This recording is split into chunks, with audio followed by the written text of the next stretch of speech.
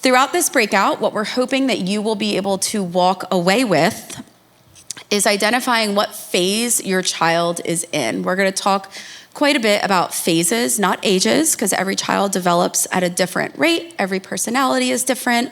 And we really want to look at them through that lens of what phase they're in. So hopefully you'll be able to identify that and the needs that come along with that phase, the goals of those phases. And then we're going to give you a high-level overview of something called the box. And really, the box is a framework to help parent your children. We'll explain more about that later.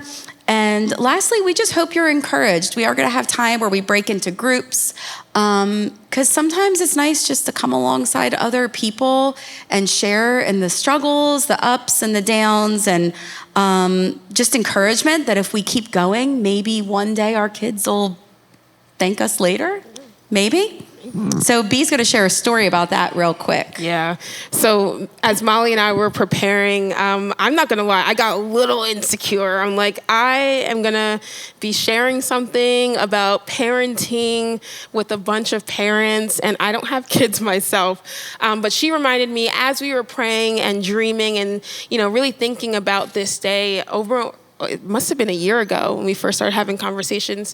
I did share this story of how I ended up thanking my mother later. So I know that a lot of parenting is in your head. You're not saying it to your kids, but you're setting these boundaries, you're sharing rules, and there might be some defiance, but in your head, you're like, you'll thank me later about this. So I was about 20, 21, and I was serving here in the church at Revo, and I was a small group leader at that time. I had our 6th grade girls, which now they're in 10th grade, which is crazy. I'm old now. I stay young. You stay young. In fact, are old. I'm getting old. But we at this Friday night, we were having a conversation. Usually once a year, whoever, at the time, RJ was our youth pastor, and he would do this relationship series. And a part of that conversation afterwards in our small groups, there was a girl, she's in 6th grade, 6th grade, and she is weeping over some heartbreak over a stupid 6th grade boy. How many know 6th grade boys can be stupid? Does anyone have a 6th grade boy? I'm so sorry if I'm drama right now. But listen, just weeping, so heartbroken, this little 12-year-old.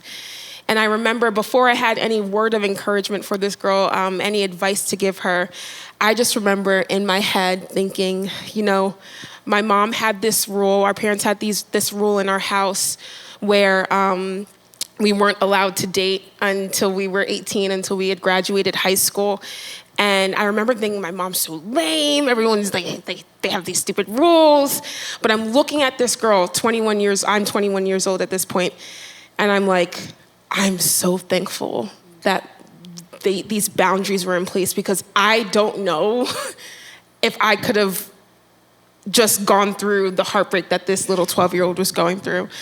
So obviously we had these conversations, encouraged her, had conversations about, hey, maybe just don't date any boys. Just have fun, be young. Worry about that until you're in college. And my birthday was coming up, and I got brunch with my mom. And my mom is Nigerian. I'm a first-gen Nigerian kid, okay? So I'm looking at my mom, and I'm telling her about this experience that I had. And I just said, Mommy, I'm so thankful that you set those rules for me, that you disciplined me, that even when I was yelling in your face about how dumb I thought these rules were, that you stood down on them, because you guarded my heart before I could even do that for myself. And that was my mom's "you'll thank me later" moment. Yeah, and really the key word in that phrase is later. I apologize. I didn't introduce myself, and I should have. I assumed everyone knew. So my name is Molly. I'm down at the Glassboro campus. I have 4 children, a girl, and then 3 boys, and they range from 8 to 14. I felt equally as incapable to be here. I'm purely sharing what I've learned along the way, and really just want to come alongside other people, because I didn't even like the rose. I wish we had a circle, circle up. But we hope that you're encouraged, that even when it's hard, that you'll press on, because they're not going to thank you now, but by God's grace, they'll thank you later. Amen. So we want to start with each of you. And we're just going to have a moment of self-reflection, because Christian parents do not always equal Christian children. And that's hard. That's a hard pill to swallow. When it comes to being a passionate Jesus follower, what does that look like as far as spiritual disciplines? Being a passionate, not just going to church, right? Yeah. What does that look like? What are we evaluating based on? Yeah, so I feel like when you are a passionate Jesus follower, you are in relationship with Jesus for yourself. We have, even here at Kingsway, we've got a lot of people, you find in any church, who call themselves Christians, but are not spiritually disciplined. Right. So those disciplines include praying, reading your Bible, fasting even, that's sometimes hard for people to grasp. Tithing, like, are you doing the things to invest in your own personal relationship with Jesus? Right. So the point of this is not for anyone to walk away feeling bad about themselves, but I know that everyone here is taking the time because they want to grow and they want to be better and they want the best for their kids. And we would be doing you a disservice if we didn't say that the first place that begins is with each of you. So I'm going to share something that, again, is in the book, but it's really the first principle if we want to raise kids who are passionate Jesus followers. And it's this idea of being a first-generation Christian. And I'll explain this a little bit more, but everybody should be a first-generation Christian. Your kids need to be first-generation Christians in order to have a lifelong devotion to the Lord. So what that means is that a first-generation Christian is someone who experiences God, who has a first-hand encounter with the Lord that leads to a changed life. Everyone can see the difference. They've made that choice for themselves. That is a first-generation Christian. So here's a trap that people fall into. And I'll throw myself under the bus. When I read this, I immediately could think of families in my mind whose kids have walked from the Lord, and I can literally watch what I'm about to tell you play out. And it's sobering. It's very sobering. So that first generation, that's amazing. But if that first generation Christian does not encourage, come alongside, do what they can to help their children experience God for themselves. Or let me put it this way. If that first generation Christian just tries to put their own experience of God on the children, then those children now become second generation Christians. And that is someone who knows God, but they've never experienced him.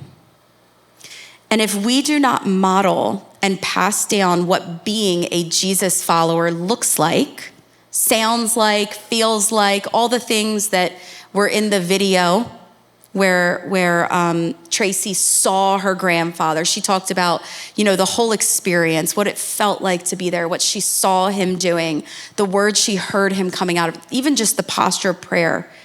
So much so she had her own encounter. Second generation, if they don't have that experience, they just know about God. They have strong morals. They're good people. They live a good life. They might even go to church.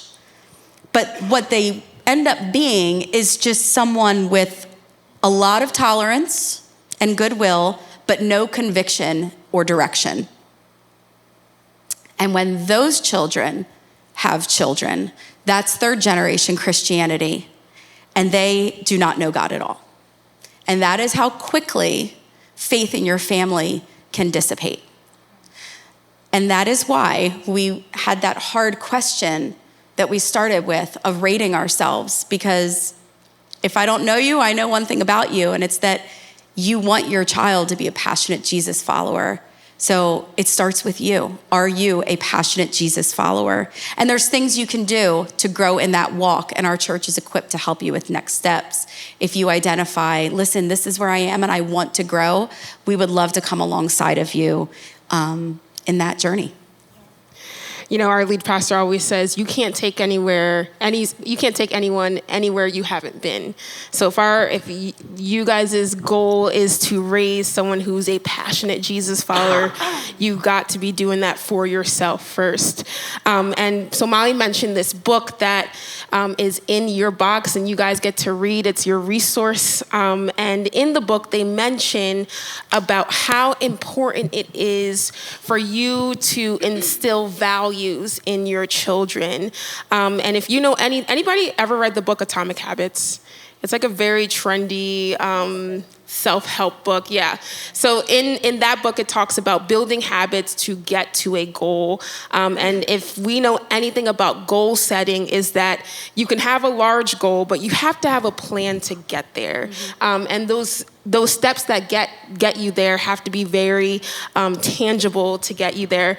So we're going to put up a slide on the screen, and it has just a list of values.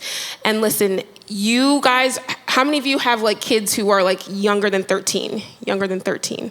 Awesome. So you're like in that stage where you guys have like little kids.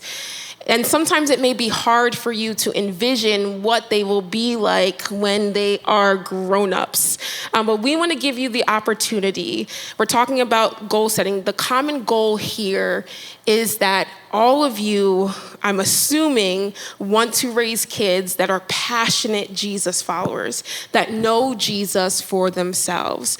But in order to get there, there is an end in sight. There is a goal that we've got to reach for. We've got to be able to visualize, man, what is it? What are the values that you specifically want your children to embody when they are all grown up, when they are adults functioning in society without you? What are the values that you would like for them to uphold for themselves? Yeah, so to recap, we have evaluated where we are. I'm going to say we, even though I'm not a parent, because I'm in this with you guys, all right? Yeah. You can tap on me. She leads the kids in Revo. She's in it with us. We're on the same team. So where we are and what we value, we identified the road that we want to go down, which is the narrow path. Now it's time to bring those kids in, all right? It's time to bring those kids in. So we're going to give a brief overview of the different stages of child development. And we just want to note that we said stages and not ages. It's important to remember that no child is the same, and they all grow and mature at different rates. So as we talk about these stages, it's pretty fluid, okay? Not every 5-year-old is at the same stage. Right. So as we talk about these different phases, we keep swapping phases and stages, but it's cool, we got it. We're going to relate this to building a house. So has anyone here ever built a house? Show it. All right, Michael. Wow. Kind of. All right. So what's the first thing that you do before you build a house? What's got to go down first? The foundation. Very good. So our first phase is called laying the foundation, and that is birth through 5 years old, about, phases. So the goal of this phase, is that children would develop a heart of obedience. Ephesians 6:1-3. Can you put that up for me, B? Says, children, obey your parents. Pastor Brooks shared this in the Lord, for this is right. Honor your father and mother, which is the first commandment with a promise, so that it may go well with you and that you may enjoy long life on earth.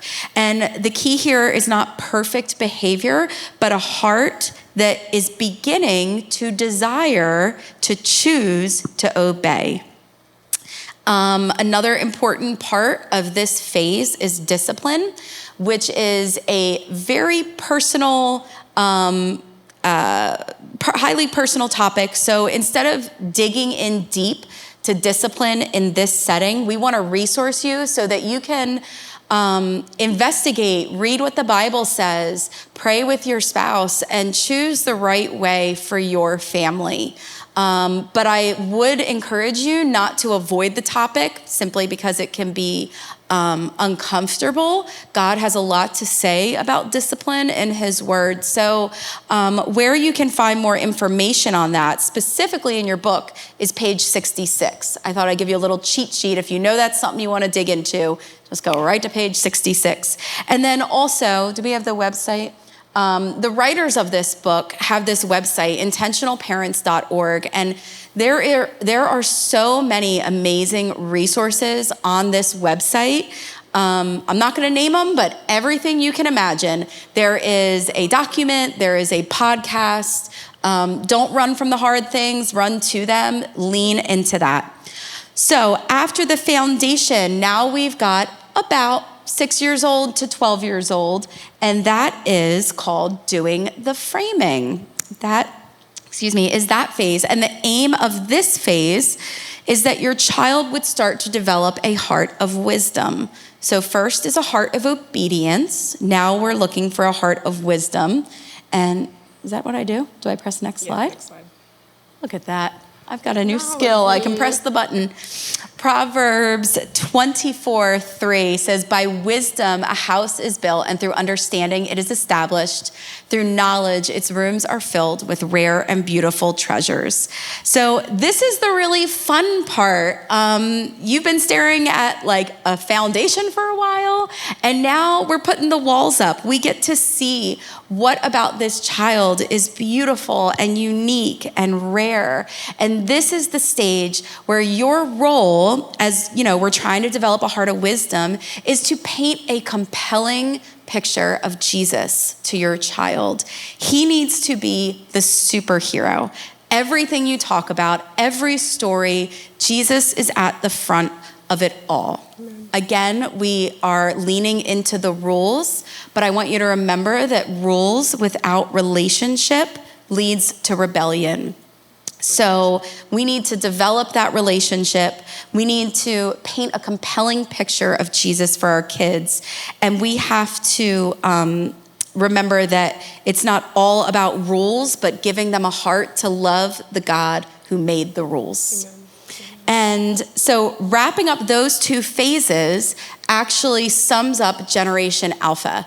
So I don't know if you're like me, whenever people would talk about the generations, I kind of would like plug my ears because I honestly couldn't stand it.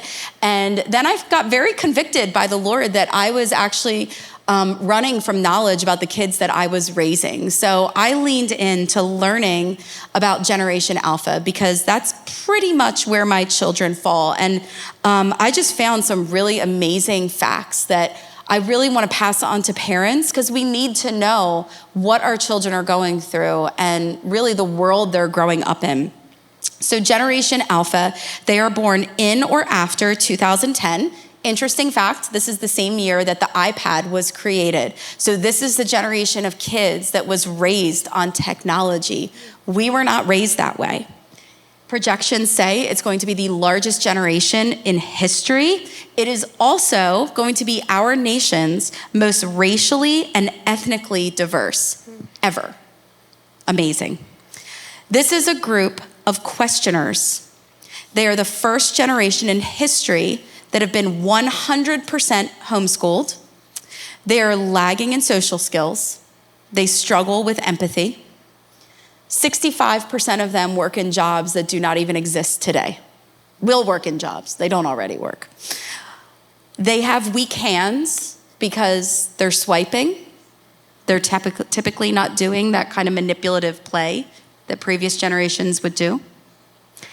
By 7 years old, they have spent about 1 year in front of a screen. This one I felt because I have a fourth grader. 65% of fourth graders are not proficient in reading. The day of, kindergarten, every kindergartner could read. Not all the kids are experiencing that. And Generation Alpha, those kids listen with their eyes. You capture their attention with videos and images. We have to learn to talk less and show them more. But these kids are going to need even more help learning to listen to God's voice.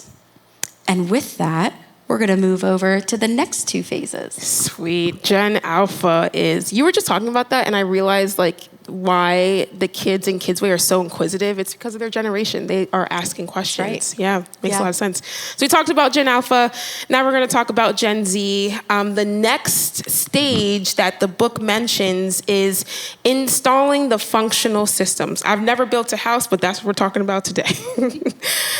This stage is the ages 13 to 17. How many of you have some teenagers in the room? All right. This is a tough stage. I'm praying for you. At this stage, the aim is to help your child develop a heart of godliness. In this stage, you want to see their faith become their own. This stage is about ownership. Nearing the end of this stage, so when we're talking about that 17 to 18 age, these are some of the things that you want to see in your child. You want to see that they understand the why and the how of dealing with temptation. These are some heavy things. We're going there. We're going there. You want to see that they have established a personal commitment to purity for themselves. And this is huge. So I don't know if any of you spend any time on Instagram, the TikToks, or Facebook, but there has been this movement of deconstruction. It's called the deconstruction movement. So it's a bunch of millennials and Gen Z who, they're deconstructing their faith. They're trying to make it make sense for themselves. They're bringing up these topics that didn't necessarily sit well with them as they grew up in church. And one of them is just conversations around purity. So in this stage, you really want to be honest and lead your child to own that for themselves. You can't own this for them. This is something that they have to own for themselves. At this stage, they need to know what they are good at. You want to see that your child is hardworking and is involved in the community of the church. Listen, this is huge. This is why if a parent has a teenager, I'm like, listen, where is your teenager serving? Servanthood really makes a difference in whether or not a young adult is going to stick with their faith. So if you have a teenager, help them discover what they're good at and find a place in this house. If Kingsway is your church home, to figure that out. A lot of the teens in Kingsway, man, they are natural born leaders, and we're just helping them discover that for themselves. And I just want to add something that's not in our notes. Yeah. But 29% is the percentage of kids who are going to stay with their faith after high school. 29. That's pretty bad. Someone do the math. What's the opposite of that? 71? 71% are going to walk away from the Lord. So there was a poll taken, and that 29% that stayed, and one of the top 5 reasons they stayed was serving in the local church. Yeah. What else was in there? Giving, missionary giving. Being involved in mission projects. Yeah. Reading their Bible. If a kid opened up their Bible on an average of at least 3 times a week, they were more likely to stick with their faith. And having a mentor or, I guess a mentor, that's the only word, a mentor, other than a family member in the faith. So small group leaders in Kingsway, in Revo, that's very strategic. We're trying to grab that 29 or that 71% that's leaving and make that 29 grow. So anyway. Listen, I was forced to go to Revo even when I didn't want to go to Revo. It's okay to force your kids to go. It's okay to set those rules. And I had really good relationships with my leaders, and they invested in me, and that's why I'm who I am today. So I'm really thankful. All right, so to keep moving, they're hardworking, they're involved in community at church, and they love hanging out with their family. Does your child say that they love hanging out with you, that dinner is important? When they go on vacations, they're looking forward to that. Do they love hanging out with their family? And they've developed a consistent personal time with God. So that's right, opening up the Bible. Do they have a prayer life? Are they developing that for themselves? And this is important. They choose their friends wisely. My youth pastor would always say this, and I thought it was so annoying until it wasn't for me. He'd be like, show me your friends, I'll show you your future. Show me your friends, I'll show you your future. And now I'm like, where I'm at right now, I'm telling all these kids, show me your friends and I'll show you your future, okay? Listen, do you have a butthead of a friend? Cut them out, okay? 4 things you'll need in this stage as parents. You need the courage. Listen, somebody say hallelujah, because teenage years are tough. You need the courage to stand against the tide. Listen, this is not the time to tap out. This is not the time to waver on the rules that you've set for your household. This is the time even to stand 10 toes down on that, man. You need the perseverance to keep the training going. Don't give up. Don't tap out. Man, I hope you leave encouraged to keep going, man, to keep going. You need a determination to keep your family close and the wisdom to navigate through this season. And 3 things your teenager will need. They will need to discover that what they're good at for themselves. They will need to guard their purity. And ultimately, they need you. They need your presence. They need your encouragement. And they need your affection. They need you. Man, they need you. So the next stage is completing the finished work. So this is putting the roof on, making sure everything looks nice. These are the adult years. I'll just say I'm a first-gen Nigerian, right? So in our culture, it's very intergenerational. Like I can sit down with an elder and they'll share their wisdom with me. It's just very that's how the community is set up. And it's very different in American society. It's not like that here. Yeah, you're 18, you're out, man. Figure it out on your own. But this isn't a time to tap out either. Yeah. So this stage, the aim is to help your children develop a heart of maturity. Don't quit after the teenage years, man. Finish what you've started. Nearing the end of this stage, your nearly adult child should have the ability to stand alone. They consistently protect their own purity. They understand how to choose a husband or a wife. That's a huge thing in your 20s. They know how to handle money wisely. They have a consistent personal time with God. They know how to find key scripture passages for life challenges. They learn how to listen to the Spirit for themselves. So I was talking about that intergenerational type of just faith. I come from that. For a long time, I got to ride on the faith of my own mom. And before my grandfather passed away, he got to come from Nigeria here, and we spent some time together. And I wasn't feeling too great, and my grandfather came over, and he just laid his hands on me, and he just prayed for me. And it was in that moment that I realized that in our family, we have this generational, value of faith. It's a legacy. Faith, yes, a legacy of prayer. And that was when I decided I need to own that for myself. Yeah. So do they listen to the Spirit for themselves? They live missional lives, and they love the church. Listen, we have a new but thriving young adults ministry here at Kingsway. We have 3 life groups that are running simultaneously right now. And I get to kind of help people network and get plugged in. But one of the cool things that I'm seeing is that there are a bunch of young 20-somethings, man, and they love the church because they were raised to love the church. Listen, I got an email from a girl not too long ago. She emailed me. She was like, listen, I'm looking for a young adults ministry. If you don't have that, I'm going to find another church. And I was like, all right. And that wasn't offensive to me at all. In fact, it showed me that she was churched herself. She knew what she needed. And that in her upbringing, she valued the church and knew that community would change her life. So are they plugged into the church? And the last one's really important. Do they have a biblical, theological understanding of suffering? Because what's wiping young people away from the faith is that life gets hard. Listen, when you get this real big girl job, you're out in the world, life gets hard, and we are opened to suffering. And some of the things that kids aren't learning is that Jesus is still good even when your life is tough. So do they understand that for themselves? And this whole generation from 13 to 22, this is called Gen Z. So they're born in anywhere from, if you look on the internet, they give you so many different ages. But this is from Barna. They are born from 1999 to 2010, 2015. They value education and their career pathways. This is the true post-Christian generation. In America, we're already there in a post-Christian society. So they are post-Christian.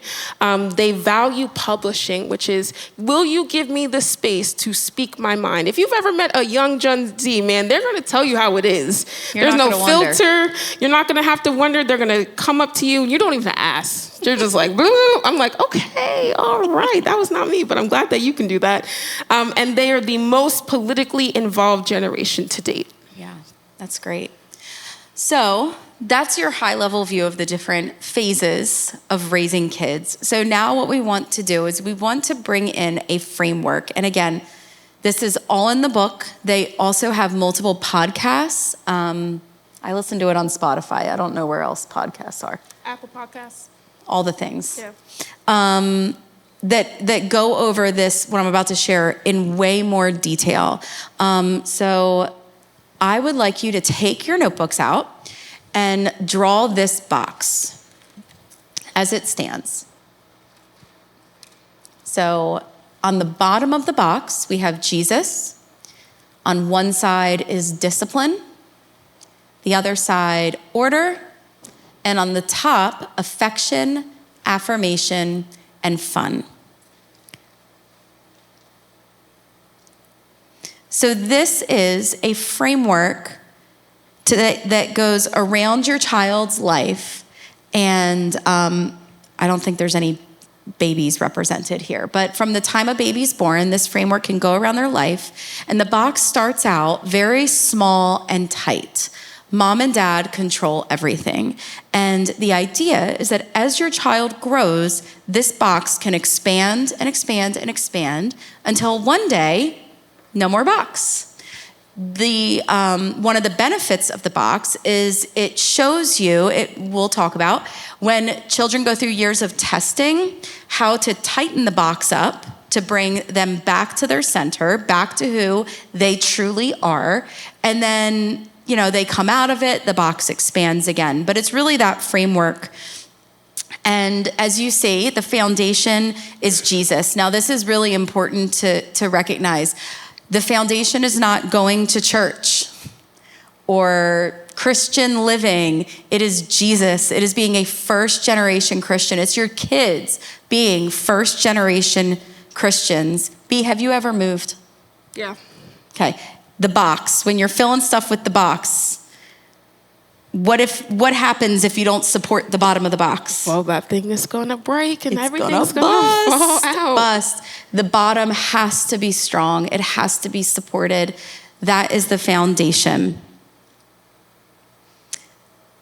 It says in the book that I just want to repeat it exactly as they said. The goal is that we want them to want him. That is our goal. And then another side is? Yeah, on the sides, the first one is discipline.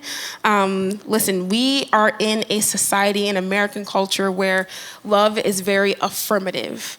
And you have to in order to love somebody, you have to agree with everything that they're doing. You can't say no. But listen, good love, biblical love, is one that involves discipline. Right. Hey, I'm going to call you out when you're doing things that aren't beneficial for you. God disciplines those he loves. God disciplines those he loves. So if we love our kids, we've got to discipline them as well. And then the other side is order. Listen, I don't know what Bible you're reading, but the Bible that I read says God is not an author of confusion, nor is he an author of disorder. So I think that's really important. There is an appropriate time for everything. And without this side, our children will be in continual state of chaos and disorder.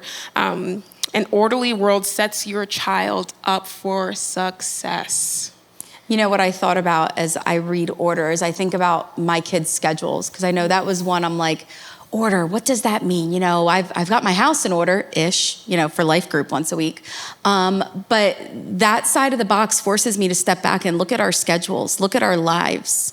Are things falling apart? Well, let me look at the sides of the box. Where is that side buckling, so to speak? And my own conviction, sports, all the things, you can get pulled to everything. And we have to have that order is very, very important. So at the top, which is my favorite, affection, affirmation, and fun. I love having fun with my kids. Gets me in trouble sometimes because then my husband's like, they need more order and discipline. I'm like, fun, cookies and candy. I'm fun. But I struggle with the discipline. Anyway, our kids have to know down to their core how much we love them, that we want them, that we want to have fun with them, that we're not having fun with them just because. They need to know that. That is just as important as discipline, just as important as order. We have got to give our children affection, affirmation, and fun.